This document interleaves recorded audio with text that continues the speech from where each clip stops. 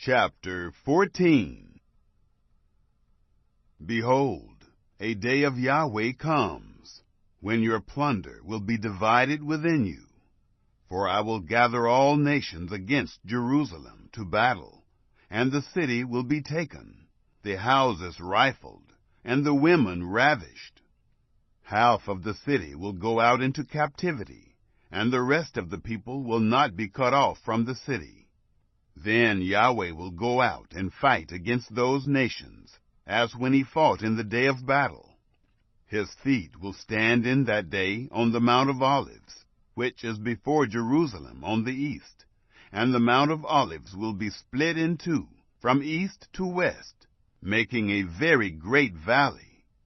Half of the mountain will move toward the north, and half of it toward the south.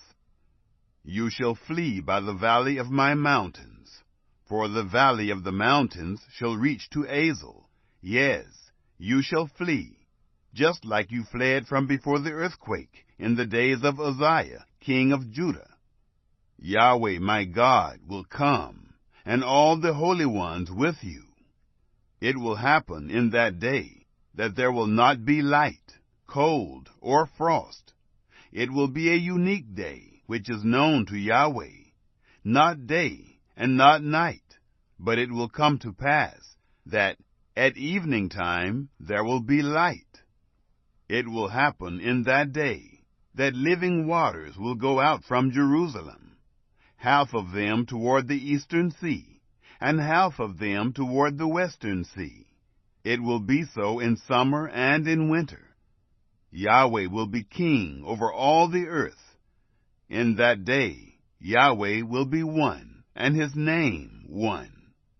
All the land will be made like the Arabah, from Geba to Rimmon, south of Jerusalem. And she will be lifted up, and will dwell in her place, from Benjamin's gate to the place of the first gate, to the corner gate, and from the tower of Hananel to the king's winepresses. Men will dwell therein, and there will be no more curse, but Jerusalem will dwell safely. This will be the plague with which Yahweh will strike all the peoples who have fought against Jerusalem. Their flesh will consume away while they stand on their feet, and their eyes will consume away in their sockets, and their tongue will consume away in their mouth. It will happen in that day that a great panic from Yahweh will be among them, and they will each hold on to the hand of his neighbor, and his hand will rise up against the hand of his neighbor.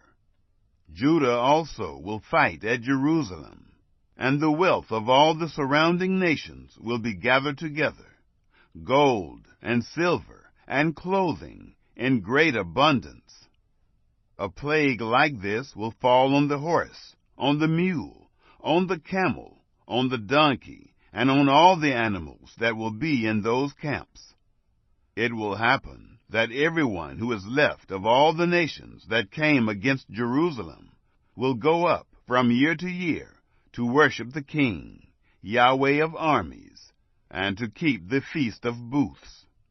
It will be that whoever of all the families of the earth doesn't go up to Jerusalem to worship the King, Yahweh of armies, on them there will be no rain.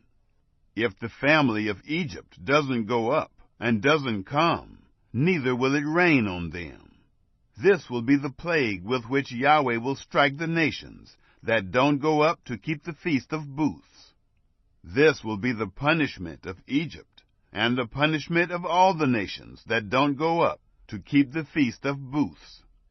In that day there will be on the bells of the horses, holy to Yahweh, and the pots in Yahweh's house will be like the bowls before the altar. Yes, every pot in Jerusalem and in Judah will be holy to Yahweh of armies, and all those who sacrifice will come and take of them, and cook in them. In that day there will no longer be a Canaanite in the house of Yahweh of armies.